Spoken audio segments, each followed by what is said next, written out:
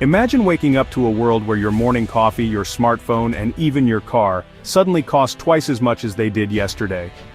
The familiar comfort of your daily routine is shattered by a new reality, one where prices have skyrocketed overnight, and the things you once took for granted now feel out of reach. For millions, this isn't just a nightmare scenario, it's the new normal. Shoppers are stunned by soaring price tags, families are forced to rethink their budgets, and businesses scramble to adapt to a world turned upside down. In August 2025, this shockwave becomes reality. The United States imposes a staggering 100% tariff on all imports from BRICS nations, Brazil, Russia, India, China, and South Africa, triggering a global economic standoff that sends ripples through every corner of the world. The Trump administration's bold move is more than just a change in policy, it's a declaration of economic warfare. The goal? To reassert American dominance on the world stage and challenge a global order that's shifting beneath our feet. The US accuses the BRICS alliance of unfair trade practices and of plotting to dethrone the dollar as the world's reserve currency. On the other side, BRICS leaders denounce the tariffs as blatant protectionism, a desperate attempt to hold on to power and keep emerging economies in check. But this isn't just a high-stakes chess match between governments and politicians. The consequences are real and immediate for ordinary people everywhere.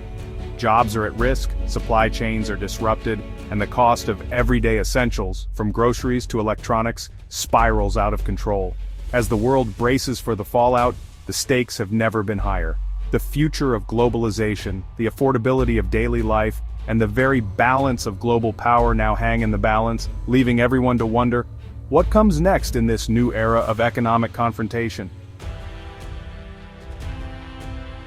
To understand this conflict, you need to know BRICS. Once just Brazil, Russia, India, China, and South Africa, BRICS has expanded to include Saudi Arabia, Iran, Egypt, Ethiopia, the UAE, and Indonesia. This coalition now represents nearly 40% of global GDP and a huge share of the world's population. BRICS is no longer just a talking shop, it's a powerful bloc challenging US-led financial systems and the dominance of the dollar. They've built their own institutions like the New Development Bank and are pushing to trade in their own currencies.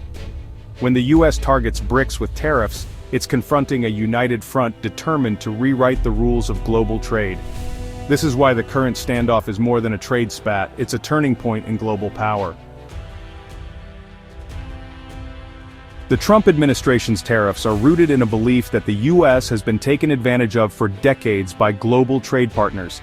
This perspective isn't new, but it became a central pillar of US economic policy under Trump, who argued that America's openness has come at a steep cost to its workers and industries.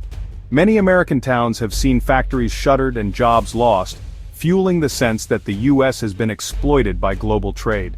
The administration pointed to a growing trade deficit and the hollowing out of manufacturing as evidence that something had to change.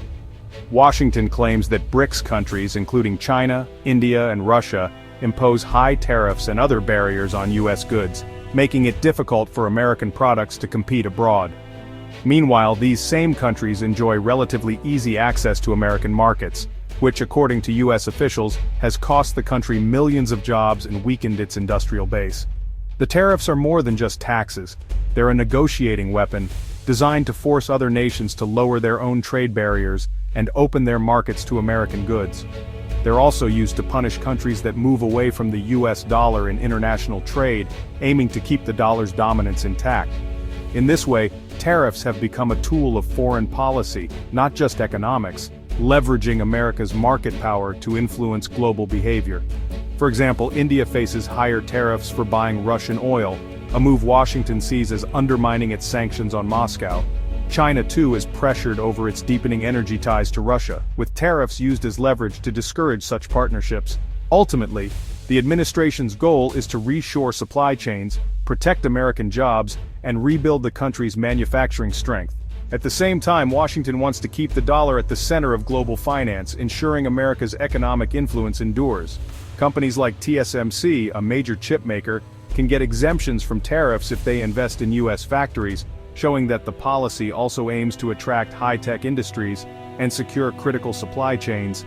In this way, tariffs are not just about trade, they're about bringing essential industries home and preparing the US economy for future challenges. In short, tariffs have become a blunt but powerful instrument for economic, political, and strategic leverage, reshaping America's role in the world economy. The tariff war didn't erupt overnight, it was months in the making. After the 2024 election, the US set a July 2025 deadline for new trade deals.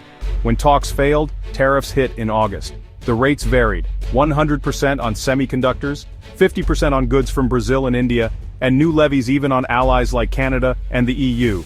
The US also closed the de minimis loophole, taxing even small online imports, especially from China.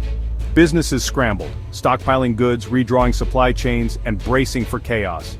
The targeted approach aimed to divide opposition and force compliance, but it triggered global uncertainty. The new tariffs upended decades-old business models built on open trade. The era of stable globalization was over. The tariff war had begun.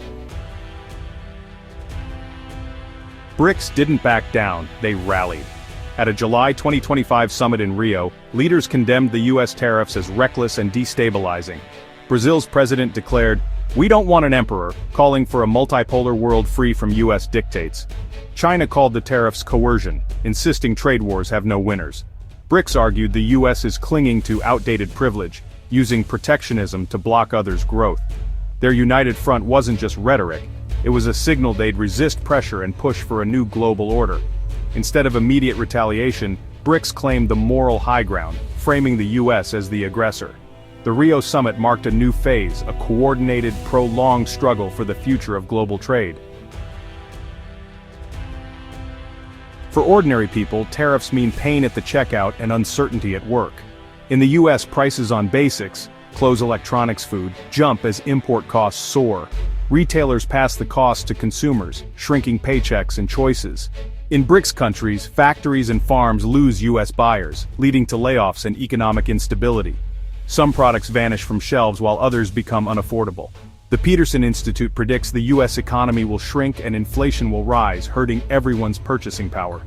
BRICS nations face their own inflation spikes and job losses, with China slowing but at a steep cost. The result? A lose-lose scenario with households worldwide bearing the brunt. The tariff war isn't just numbers, it's real hardship for millions. The ongoing tariff war has dramatically redrawn the corporate map. Some companies are reeling from the impact, while others are finding new opportunities and thriving in unexpected ways. The global business landscape is shifting beneath our feet, and the winners and losers are being decided in real time. Global giants like Toyota and Under Armour have seen their profits and stock prices plunge as supply chains unravel and costs soar. The uncertainty has forced them to rethink their strategies, with some even scaling back operations or delaying investments. For these companies, the tariff war has meant not just financial losses but also a loss of confidence in global markets. Specialized firms like Swiss jet maker Pilatus have abandoned the US market entirely, unable to absorb the new costs or navigate the complex regulatory environment. Their exit is a stark reminder of how quickly fortunes can change in a protectionist climate. But there are winners. US-based manufacturers are experiencing a resurgence. As tariffs make imported goods more expensive, domestic producers are seeing increased demand and new opportunities to expand their market share. Companies like Apple are responding by expanding domestic production, building new facilities and hiring more American workers to dodge tariffs and keep their products competitive. This shift is not just about avoiding costs, it's about reimagining supply chains for a new era. TSMC, the Taiwanese chipmaker, scored a major win with a tariff exemption, allowing it to maintain its edge in the global semiconductor race. In exchange, TSMC is investing billions to build state-of-the-art factories in Arizona, creating jobs and strengthening the US tech supply chain. This move signals a new era of strategic partnerships between governments and corporations. Investors are rapidly shifting money away from globalized firms that are vulnerable to trade disruptions, and toward those aligned with America First policies and domestic growth. Companies that can demonstrate strong ties to the US economy are now seen as safer bets, attracting more capital and attention from Wall Street. The market is volatile.